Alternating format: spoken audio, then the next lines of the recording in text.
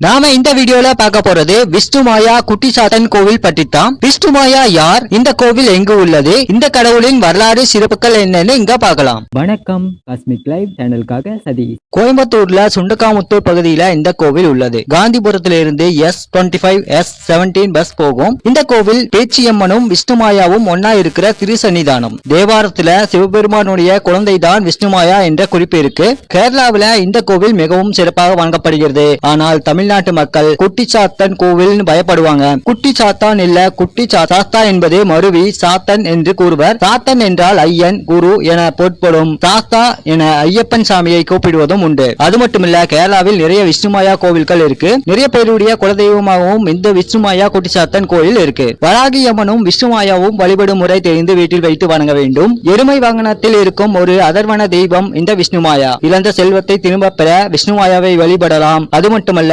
ஏவல் பில்லி செய்வினை இந்த விஷ்ணுமாயாவை வழிபாடு சரியாக்கும். இந்த விஷ்ணுமாயாவை தொடர்ந்து வழிபடுவது முக்கியம். இதில் பூஜை செய்வது விஷ்ணுமாய பூஜா விதிப்படி செய்யணும். முதல்ல கணபதி பூஜை செய்துவிட்டு விஷ்ணுமாயாவை பூஜிக்கணும்.